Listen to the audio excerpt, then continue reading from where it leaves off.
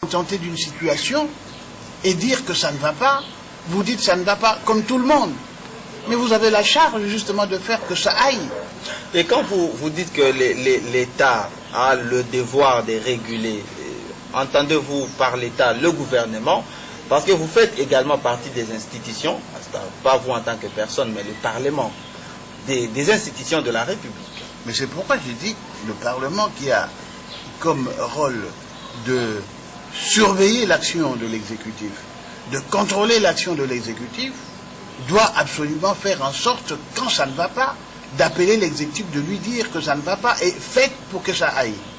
Et dans l'exécutif, je vois le ministère des tutelles qui s'en charge, c'est le ministère bien sûr du portefeuille. Il y a le ministère du portefeuille en ce qui concerne la partie administrative et financière.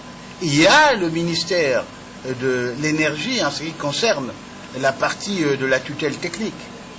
Donc ce sont des conjonctions des facteurs qui doivent faire en sorte que ces entreprises-là ne soient pas dissipées, mais se concentrent sur les problèmes réels qui sont les leurs.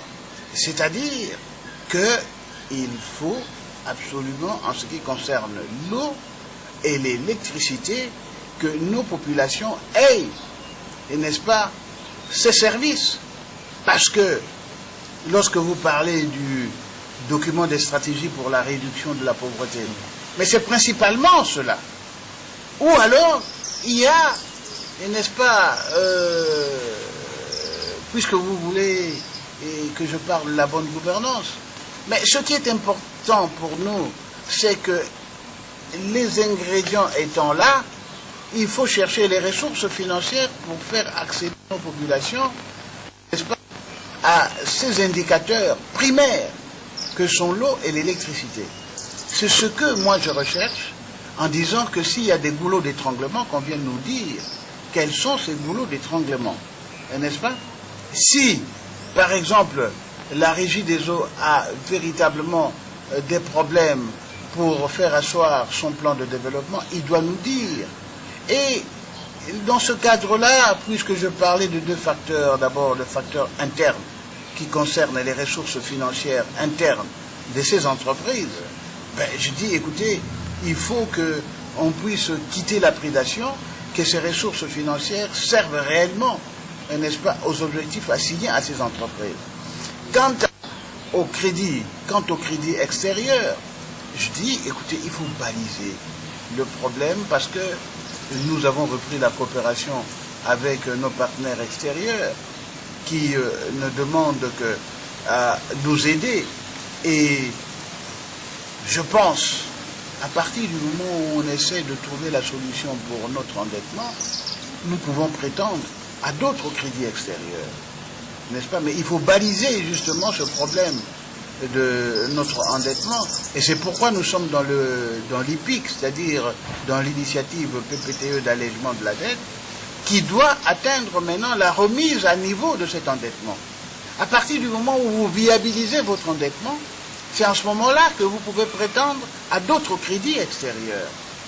Et il y a toute une panoplie, les crédits extérieurs, les dons et tout cela, mais l'objectif à long terme, c'est de faire accéder nos populations à ces services. Mais si d'autres pays qui ont la même structure économique que nous réussissent dans ce cadre-là, dans ce domaine, pourquoi pas nous?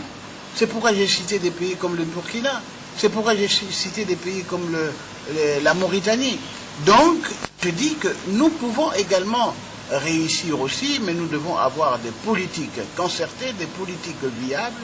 Et c'est vrai qu'au jour d'aujourd'hui, on est en train de parler de désengagement de l'État dans les entreprises publiques, mais il faut chercher la bonne politique pour qu'une population comme la nôtre, qui a un pouvoir d'achat faible, n'est-ce pas, qui ne peut pas lui permettre d'acheter l'eau à un certain niveau, n'est-ce pas, de prix, puisse avoir l'eau. Pour moi, c'est cela. Alors, pour ce faire, nous devons parler, nous devons, je crois, n'est-ce pas, dialoguer avec ces entreprises pour qu'ils nous disent réellement quel est leur problème. Alors, je crois que si j'ai parlé de ces entreprises, c'est parce qu'on me dit il faut venir parler des accords que ces entreprises signent avec certains partenaires extérieurs. Mais si ce sont des accords léonins, mais vous comprenez dès lors que les problèmes, au lieu de se résoudre, ne font que augmenter les difficultés de ces entreprises. Et je voulais justement en arriver, bien que vous l'avez précédé, c'est-à-dire que vous avez tout à l'heure dit qu'il s'agit aussi des relations avec des partenaires extérieurs. Et j'ai noté que vous avez également souligné le fait que ces partenaires extérieurs sont prêts à aider la RDC. Et moi, je m'attarde beaucoup plus à ce verbe-là, aider. Je vois dans cela en tant qu'homme politique, parce que vous l'êtes, que tout se négocie au gré des intérêts. Et peut-être que ce que la République démocratique du Congo brandit, ou c'est que la communauté qui va nous aider attend, ne correspond pas.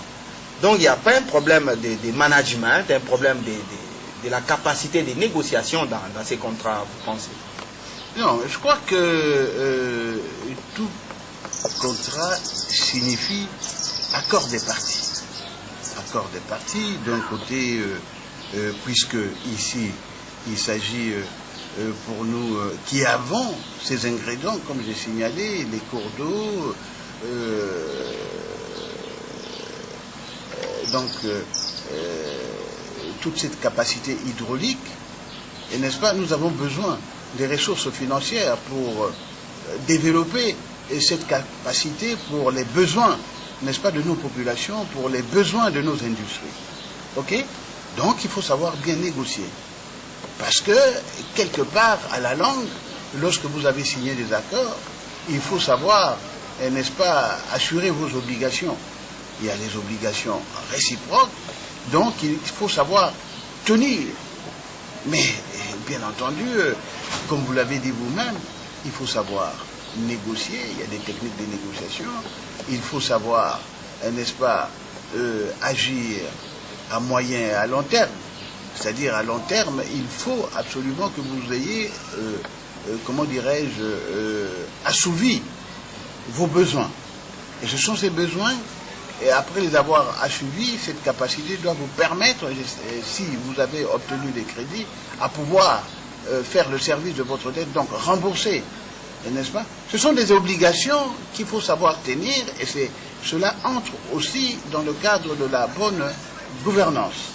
Et donc, ce sont des choses, et chacune de ces entreprises-là a une ressource humaine rompue à cet exercice. Il faut savoir utiliser cette ressource humaine. Moi, je sais que au niveau de la SNEL, par exemple, au niveau de la direction des études, il y a des gens qui sont là, n'est-ce pas, pour étudier ces contrats, mais ils doivent être suivis. Ces contrats ne doivent pas être léonins, c'est-à-dire à un moment donné,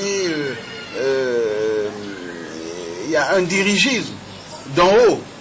Non, appuyez-vous sur la base qui vous donne, à partir de ce moment, la mouture, c'est-à-dire la moisson. Hein, n'est-ce pas, quand on vous tend un contrat, il faut donner à un brintresse qui examine ces contrats pour dire, écoutez, vous signez ou vous ne signez pas. Et vous devez suivre. Vous devez suivre les avis de vos experts. À la SNEL, certainement, il y a des experts économiques, il y a des experts financiers, il y a des experts techniques. Donc, ils vous préparent une mouture, n'est-ce pas, que le PDG prend, qu'il transmet au comité de gestion, au conseil d'administration. Et c'est cela la bonne gouvernance.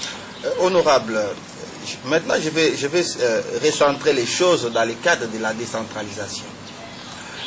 Prenons par exemple une entreprise comme la Société nationale d'électricité, qui est habilitée en même temps à produire l'électricité, à le transporter et à le commercialiser.